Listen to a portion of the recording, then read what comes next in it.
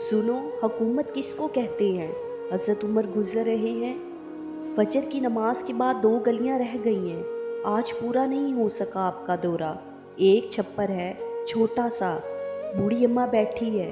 عمر فاروق گزرنے لگے تو بوڑھی کو پریشان دیکھا۔ اماں جی اجازت ہو تو اندر آ جاؤں؟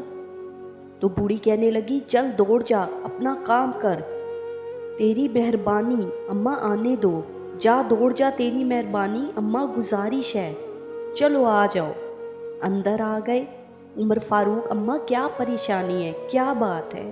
اماں کہنے لگی خاوند انتقال کر گیا، اولاد اللہ نے دی نہیں، میں غریب ہوں، 3 دن سے روٹی نہیں کھائی، 25 دینار کا قرضہ چڑھ گیا ہے، مجھے عمر فاروق سے بڑی شکایت ہے، اس نے میرا حال ہی نہیں پوچھا۔ تو کہنے لگی شکوہ ہے، عمر آیا ہی نہیں۔ تو حضرت عمر کہنے لگے اماں عمر کو کیا کہنا ہے کہ تو اس حال میں ہے، تو کہتی نہیں؟ پتہ عمر کو، تو عمر سے کہو چھوڑ دے حکومت، اس کے حوالے کرے جو خبر رکھ سکے۔ حضرت سیدنا نافع فرماتے ہیں جس کے سامنے کسریٰ اور روم کے بادشاہ کانپا کرتے تھے، آج میں نے اس عمر کو بوڑھی اماں کے سامنے کانپتے ہوئے دیکھا۔ رشا طاری ہوا، عمر فاروق جوڑے گئے، 25 دینار لائے، راشن لے کر آئے، روٹیاں پکائیں، بوڑھی اماں کو کھلائیں، کہنے لگے اماں 25 دینار لے لے اور حضرت عمر فاروق کی غلطی کو معاف کر دے۔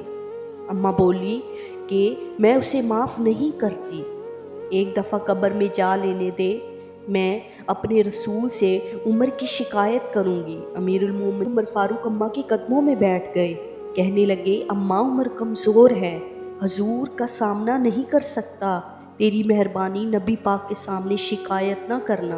اماں کہنے لگی چل میں تیری خاطر معاف کر دیتی ہوں۔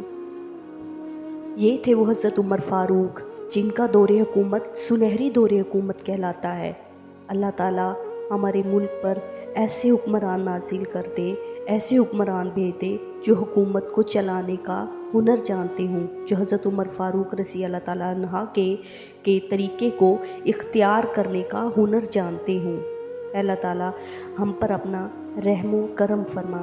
اپنی دعاؤں میں یاد رکھیے گا، میرے چینل کو لائک کریں، سبسکرائب کریں، میری ویڈیو کو شیئر کریں۔ تھینک یو سو مچ۔ اللہ حافظ۔